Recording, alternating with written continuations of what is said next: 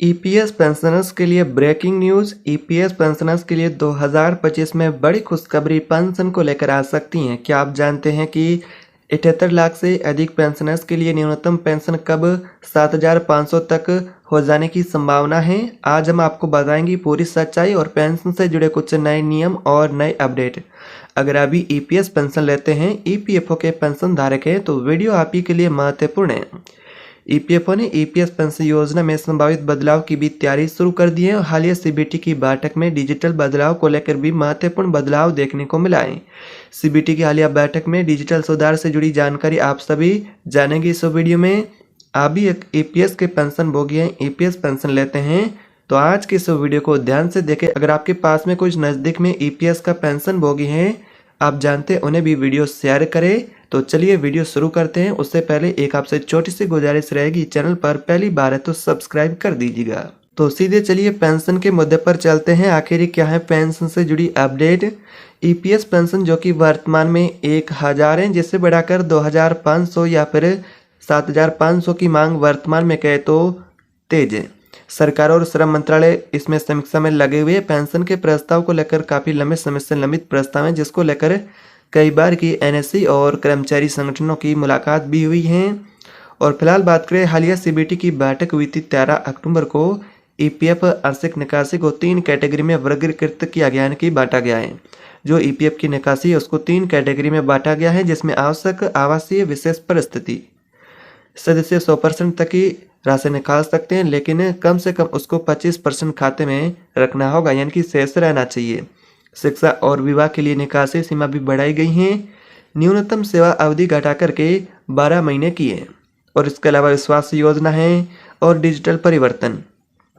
Mobile या online platform के जरिए भी पेंशन प्रक्रिया अब होगी तेज।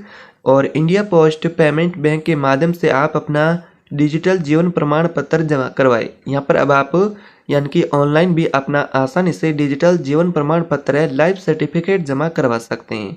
तो ये काम अगर आप पेंशन सुचारू रखना चाहते हैं तो आपको समय पर करना बेहद ही जरूरी है। अगली अपडेट आ रही है आप सभी के लिए वेतन सीमा को लेकर। ईपीएस की पेंशन के लिए वेतन सीमा 2014 के अनुसार 15,000 है। जिसे भी पेंशन भोगी ने बढ़ाने की मांग की है कि वेतन सीमा बढ़ा करके 15,000 से 21,000 की जाए, जो कि प्रस्ताव अभी लंबित है। पेंशन की राशि अगर कहे तो वर्तमान में 15,000 से 7,500 मिलती हैं, तो नया वेतन लिमिट 21,000 लागू हो जाने से 10,000 के तकरीबन आपको पेंशन मिलेगी। लेकिन इनहेड सैलरी में थोड़ी कटौती भी संभव है। तो यहाँ पर फिलहाल इस तरह की यहाँ पर जानकारी आ रही है। आप भी ईपीएस पेंशन लेते हैं तो आपकी वेतन लिमिट वर्तमान में आप सभी को पता है कि 15,000 है। और जो ईपीएफओ ने नया डिजिटल परिवर्तन किया है, जिससे भी पेंशन भोगी उनको भी बड़ी राहत होगी, क्योंकि वो अपना समय पर ऑनलाइन यहाँ पर प्लेटफॉर्म के जरिए अपना पेंशन अपडेट भी कर सकते हैं स्टेटस, और साथ ही अपना ऑनलाइन जीवन प्रमाण पत्र भी जमा करवा सकते हैं, जो कि इंडिया पोस्ट पेमेंट बैंक है उसके माध्यम से। इन डिजिटल बदलावों से भी पेंशनर्स को थोड़ी राहत मिलेगी, लेकिन उनके लिए असली राहत रहेगी उनकी मिनिमम पेंशन की बढ़ोतरी, जिसको लेकर भी फिलहाल बात करें तो अभी मामला लंबित है। पेंशन को लेकर ईपीएस पेंशन योजना की शुरुआत 19 नवंबर 1995 से लागू हुई थी। पात्रता इसमें यह रहती है कि आपको कम से कम 10 साल की सेवा अवधि कंप्लीट करनी होती है। रिटायरमेंट ऊपर यहाँ पर आपका जो आयु है वो यानी कि रिटायरमेंट आपका आयु 58 वर्ष प्लस है, यानी कि आपकी 58 साल या फिर उससे अधिक आयु होनी चाहिए। कर्मचारी और नियोक्ता योगदान का इसमें 12% का बेसिक प्लस एडीए ईपीएफ में जाता है। सरकार भी इसमें 1.16% का अंशदान के रूप में सहायता उनको देती है। इसका यहाँ पर ईपीएस के 78 लाख पेंशनर्स से उन सभी को राहत मिलेगी। 78 लाख से अधिक पेंशनर्स को इसका फायदा होगा। वृद्धजन है, उनकी आर्थिक स्थिति में बेहतर सुधार होगा। डिजिटल प्रक्रिया से लंबी कतार और जटिल डॉक्यूमेंट का प्रोसेस होगा, उसे आप सभी को छुटकारा मिलेगा।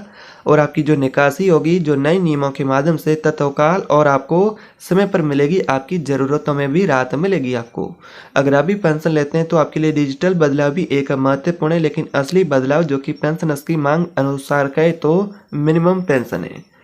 तो फिलहाल ईपीएस की पेंशन बढ़ोतरी पर कोई आधिकारिक फाइनल निर्णय नहीं हुआ है, आधिकारिक घोषणा नहीं हुई है। सीबीटी की बैठक में चर्चा तो हुई है, लेकिन घोषणा नहीं। वेतन सीमा प्रस्ताव अभी वित्त मंत्रालय की मंजूरी पर निर्भर है। सोचिए 10 साल से रुकी हुई पेंशन बढ़ोतरी से अब बुजुर्गों का जीवन यापन भी राहत मिलेगी, उन्हें जीवन यापन में भी उनकी मेहनत का फल उन्हें अब चेहरे पर मुस्कान उन्हें लाएगा और हर पेंशनर्स की सुरक्षा और सम्मान अब सरकार की प्राथमिकता में है। तो फिलहाल अभी पेंशन के प्रस्ताव को लेकर जो कहे तो अभी आधिकारिक घोषणा नहीं हुई है, मीडिया रिपोर्ट से ये जानकारी आ रही है। आपकी राय क्या है? 7,500 की पेंशन पर्याप्त है या और इसे बढ़ाया जाना चाहिए या फिर 2,500 की पेंशन पर्याप्त है? कमेंट में अपनी राय बताएं। वीडियो को लाइक करें, शेयर करें, सब्सक्राइब करें ताकि आने वाली ईपीएफओ और ईपीएस 95 पेंशन से जुड़ी सीधी अपडेट आपको सबसे पहले पहुंचे। तो मिलते हैं अगले वीडियो में नई अपडेट के साथ, तब तक के लिए जय हिंद।